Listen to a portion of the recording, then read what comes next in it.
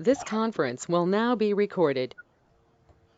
All right, welcome. Another edition of Coffee Chat. I actually kind of like these little quick hit trainings. To me, it just seems, it's not overwhelming. Just give you some information. If you have questions, you can reach out. Yeah, it's just simpler. So, all right, today we're going to talk about real estate, retail office service BOPs. All right, there's a new playbook out, and I just wanted to review it. So, since our target is small business, I mean, we want to go after it. And so, this new playbook is going to give you hyperlinks to access data, and it's right at your fingertips. So, but you do got to take a little time to do a little homework. Okay, but once you get the homework down and you start interacting with people, your conversation is going to be a lot better. Is understanding their business, what's important to them, and you'll ask a lot better questions to where you're more of an advisor and they're going to want to work with you because you kind of know your stuff. And so in the playbook on page one, you do have this flow. And if you click on these, it'll take you to the page. There's quite a couple pages here, but it does kind of summarize, so if you got, let's say, I want to know what appetite is, which businesses we can go after, okay, and then you can go into it, the marketing and network tips. Okay, so, it does have some highlights. I like that it now has why farmers, because that's another thing. Why should they choose farmers versus our competition like Liberty Mutual, whatever else, which is in that same marketplace? And so you click on this, and it's going to take you to that page. All right. And so, like, why? And it's going to give you some insight. One of the cool things is the retention. All right. Now, the retention isn't just farmers. This is you, the agent. Once you get that policy on the books, as long as you're making, 4 to 6 contacts a year, letting them know you're there, being a resource of information, answering their questions, definitely picking up the phone when they call, or if not, calling them back pretty quickly. Remember, that's the biggest complaint we get from our customers is the agent doesn't return my call. And so you want to follow up, and that's the biggest piece for the retention. Right? And it does show that we are competitive. So keep that in mind as you're going through this and learning more about this. It is a quicker turnaround, right? So normally it's like 3 days, but I always say anytime I do a commercial quote, I like 2 weeks advance. Okay, so if they want a policy today, it's a rush. It's going to be tough. All right. But if the renewal is coming up in a month, I mean, that's perfect. That gives me a month to maybe do some back and forth, do a little legwork to get them the best rate and making sure we have the right coverage for them. So that's kind of how you want to present that. All right. So some coverage highlights. All right. So here we are. We do commercial auto. We can go up to 2 million on a combined single limit, and that's bodily injury and property damage under one limit. Okay, so normally your personal auto, you have split limits of like, 100, 300, which is 100,000 bodily injury per person, 300 bodily injury per occurrence. But here we have a combined single limit where we can use that 2 million for either all bodily injury or all property damage or a blend. All right. Rental reimbursement is offered. Towing and labor is offered. Again, you offer it. They can still say no, but we do have it available. All right. You can customize the property and liability. Maybe they don't want a lot of personal property coverage. Okay, that's great. We can drop it down to, I've seen as low as 2,500 on some of the policies. Okay, but it's something. But one of the best things are these two items right here: employment practices liability and cyber liability. You're hearing it in the news all the time about cyber liability, where there's a ransomware where they kind of lock up your business because it's kind of an online business, and you have to pay them some money before they unlock it, if they unlock it. Okay, and so this can help do a data breach response, letting your customers know, or letting their customers know, I should say, that hey, there may be a breach, some private information may have gotten out. We'll keep you up to date, whatever it may be. Okay, employment practices liability also, sexual harassment, unfair discrimination. They got to have something in place. Right now, a lot of things are taken out of context. Someone heard something, they took it the wrong way, they're offended by it, and now they're coming after you saying you're unfairly discriminating. Well, where's the defense cost going to come from? All right, so we can offer that. All right, so because a lot of those are unfortunately unfounded. Some of our policies, we do include professional liability. Some of our policies, you'll probably have to go to Craft Lake for that, that malpractice type of coverage for that unique industry. Whereas the BOP covers the business, sometimes we can add the individual, okay, like barbershops and beauty salons on this policy, but sometimes that individual might have to get their own separate policy. I view it as like a hospital. A hospital has general liability for slips and falls in the hospital, but the malpractice covers that doctor specifically if that doctor made a mistake in giving care or lack of care. All right. So, business income coverage, we do have a 72-hour deductible. Our policies typically will provide business income for about 18 months. We can also provide coverage for up to 60 days while they're back in operation. So if the business is shut down where they're not generating revenue, that's what the business income coverage is all about. It's going to replace the business income, which, by the way, it provides money to cover payroll during that shutdown so that your employees will still be around when you open back up. And also, when you do open up, we can continue coverage for, I believe, 60 days. It might be 90s. Don't quote me on that. All right. So, but after they're open, we can still provide business income because when they open, it may take a while for their customers to realize they've opened up again and come back. And so there could be that little lull of business, even though they open back up. And that's kind of a cool thing to have. All right. Workers' comp, again, new venture businesses with at least one part-time employee may be eligible. So we're considering it. And now we're looking at home-based business because a lot of people are home-based, and we do have work from home coverage also. It's a different workers' compensation code that you want to be familiar with. Okay. So, but again, you kind of want this. And then maybe the BOP, the workers' comp, and maybe the umbrella too. That's another thing you can look at, the commercial umbrella. All right. Our target customers, I want to emphasize stable management. All right. So if their financials, here they have a good year, they have a really bad year, they have a decent year, and then you have a not so good year. We want a little stability in that. And so that's why we're looking at kind of their income over the past couple of years to see that they're stable, that the management staff have been around, they have some experience. All right. You got to look at it. And is it well maintained?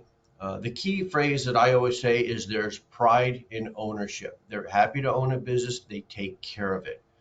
Okay. So if it's a small business where you wouldn't go there to do business, you wouldn't go get your haircut there, you wouldn't eat at that restaurant, don't write it. Okay. Because come on, if you wouldn't even eat there, why are you trying to insure it?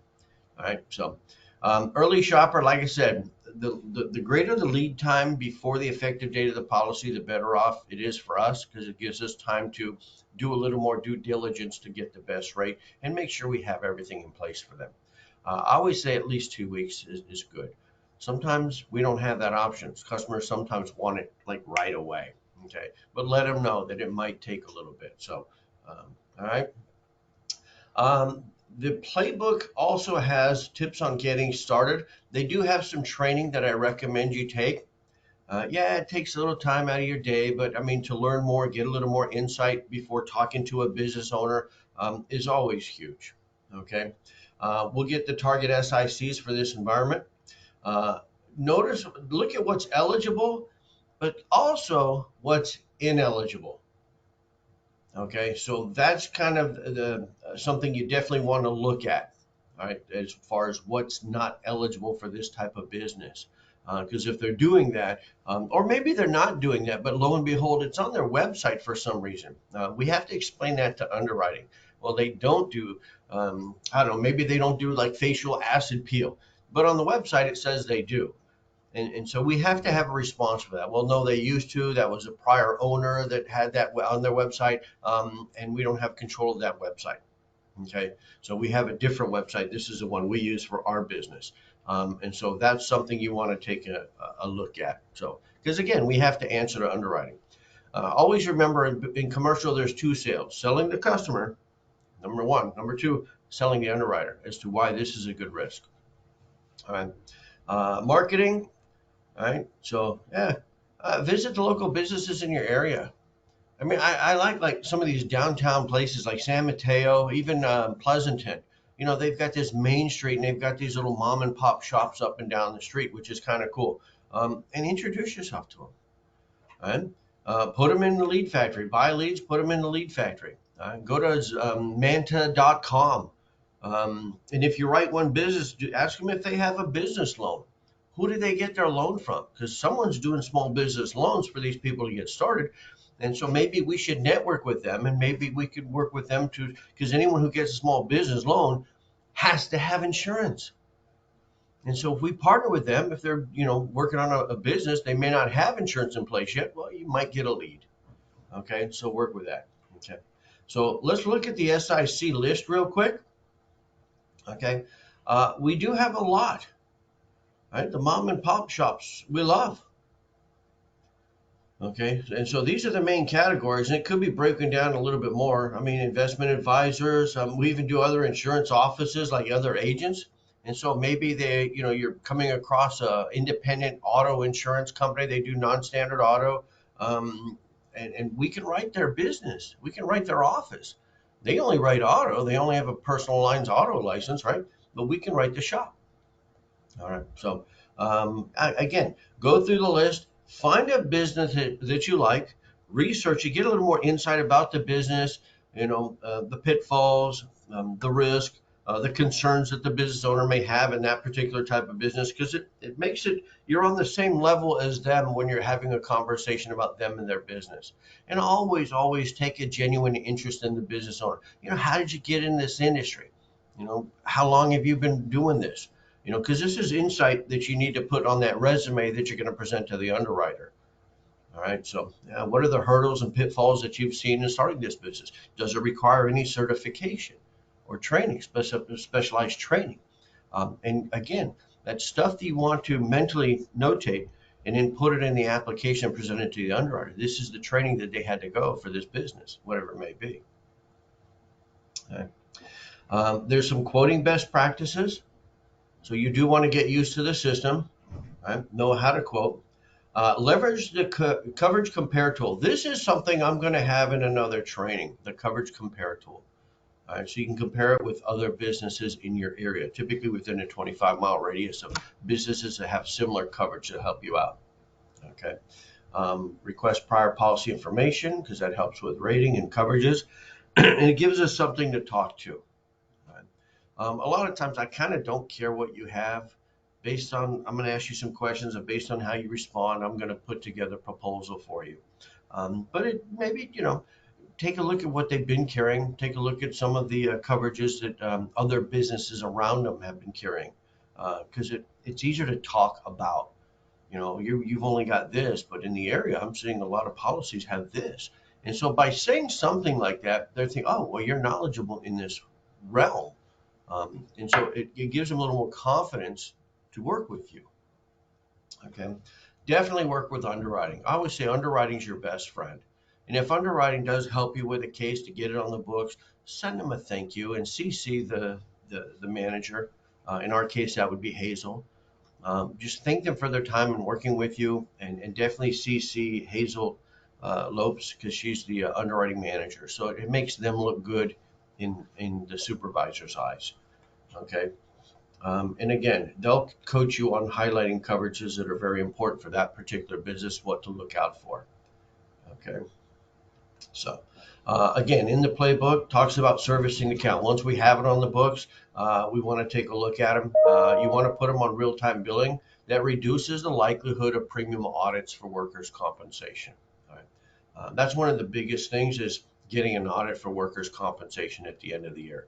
So not only do you have if you're underreported payroll, then you got to pay, the premium you should have paid plus some penalties. And so with real-time billing, it doesn't eliminate it, but it almost eliminates audits. Okay. So definitely look at driver and vehicle changes. So you do want to touch base.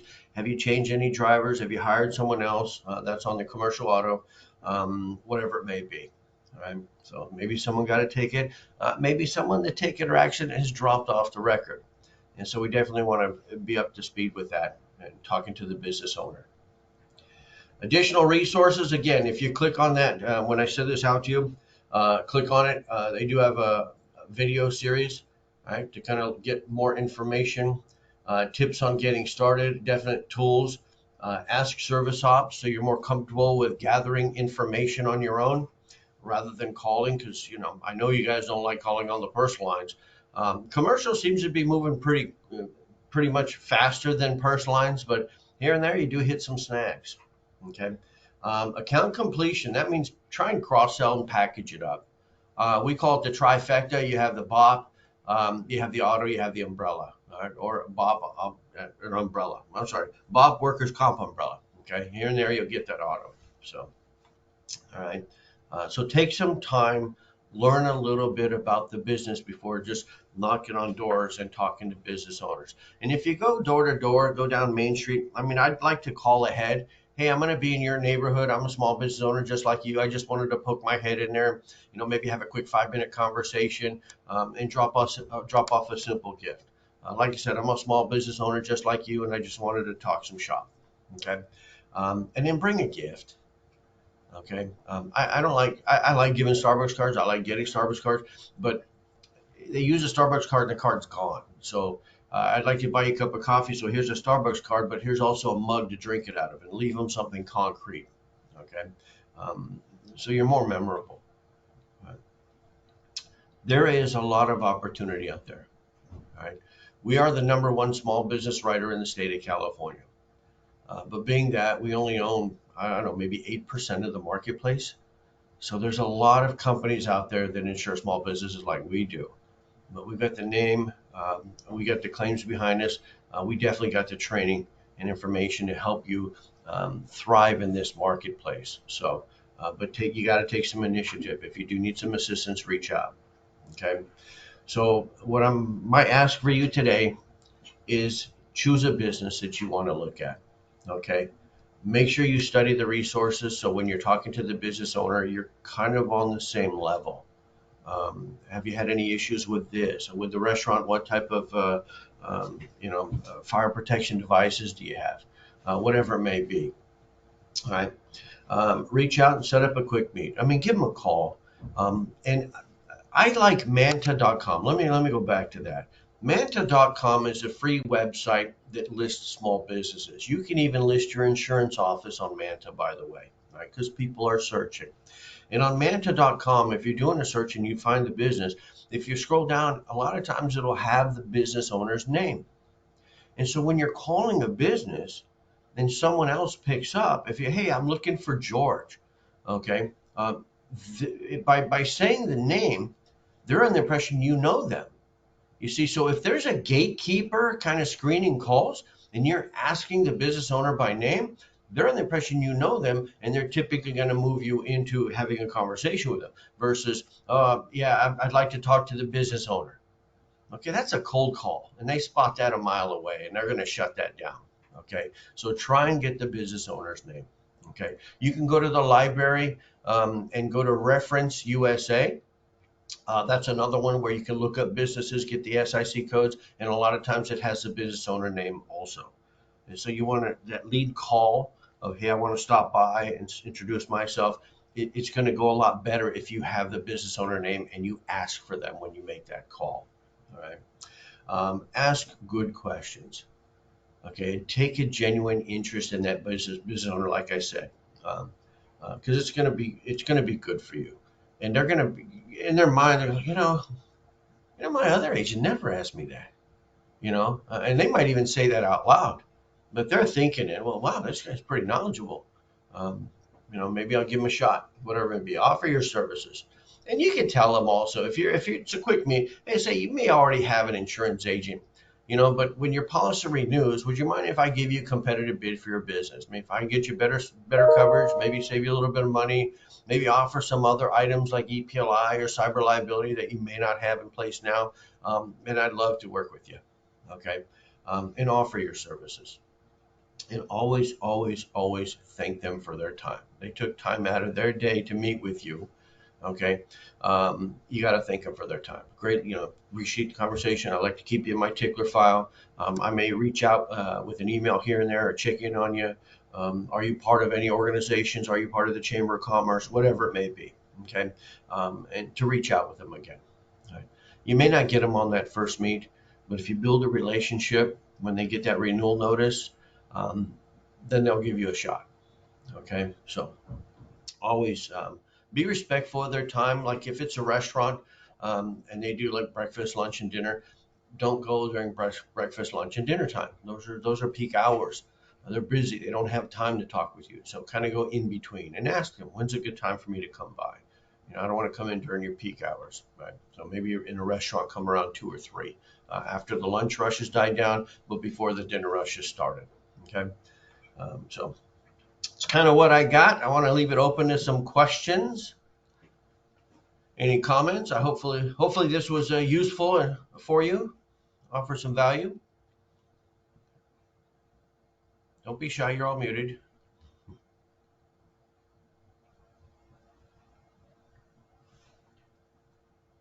All right. Well, if there's no questions, I'm just going to say thank you. I'll give you back your day. Have a great and productive day. If you do have any questions, do not hesitate to reach out. All right. Take care, Thank everybody. you. Thank Thank you, you. Lauren. You got it.